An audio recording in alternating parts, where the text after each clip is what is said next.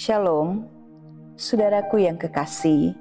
Mari kita merenungkan satu bagian firman Tuhan dalam 1 Yohanes 3 ayat 11 sampai 18 di bawah perikop kasih terhadap saudara sebagai tanda hidup baru. Lihatlah betapa besarnya kasih yang dikaruniakan Bapa kepada kita, sehingga kita disebut anak-anak Allah, dan memang kita adalah anak-anak Allah.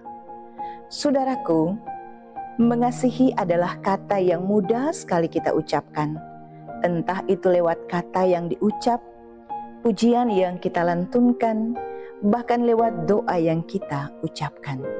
Namun, pertanyaan untuk kita, apakah kasih itu telah kita praktekkan secara nyata dalam kehidupan ini? Atau jangan-jangan itu hanya sekedar ucapan belaka karena kita tidak dapat mempraktekkan kasih itu secara nyata. Dunia tempat kita berpijak saat ini dipenuhi oleh kasih yang dangkal dan bersyarat.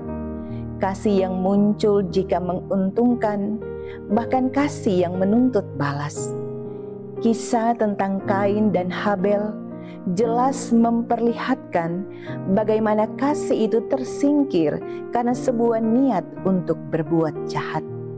Kepahitan dan kebencian kepada seseorang yang melukai kita dapat tumbuh menjadi kanker yang membunuh kasih di dalam hati. Kasih sejati bukan hanya lewat perkataan, namun harus ditunjukkan melalui tindakan. Seperti sebuah ilustrasi berikut ini. Di sebuah rumah sakit, ada seorang anak namanya Alicia. Dia menderita kanker leukemia dan umurnya diprediksi tidak lama lagi. Kemudian di dalam koridor berpapasan lewat seorang narapidana, seorang penjahat, pelaku kriminal. Ketika saling melewati, Alicia bertanya, "Kamu sakit apa?" Kemudian si penjahat ini menjawab bahwa dia sakit ginjal dan harus ada pendonor yang memberikan ginjalnya supaya dia dapat bertahan hidup. Apa yang disampaikan Alicia? Dia berucap, "Saya dapat memberikan ginjalku." Kemudian mereka berlalu. Ketika si penjahat tidak terlihat lagi, Papa dari Alicia berkata bahwa, "Mengapa engkau berkata demikian? Kamu tidak mengenal dia adalah seorang penjahat." Namun Alicia berkata, "Mengapa Papa berkata demikian? Bukankah Tuhan Yesus mengasihi kita semua tanpa memandang latar belakang kita? Jika saya mati nanti, tolonglah Papa, berikan ginjal saya kepada sang penjahat ini supaya dia bisa bertahan hidup." Singkat cerita, di suatu pagi yang tenang, dengan bantuan medis, Alicia tidak dapat diselamatkan. Dia meninggal.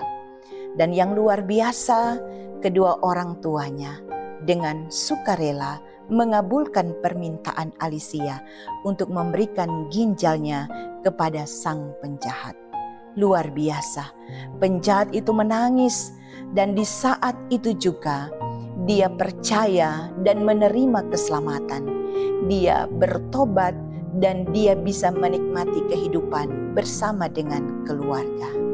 Saudara yang kekasih, lewat ilustrasi ini saya mau katakan bahwa kasih Tuhan sungguh indah dan luar biasa.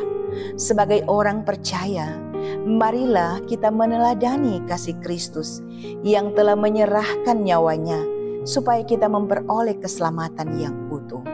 Anak-anakku, marilah kita mengasihi bukan dengan perkataan atau dengan lidah, tetapi dengan perbuatan dalam kebenaran. Tuhan memberkati kita sekalian.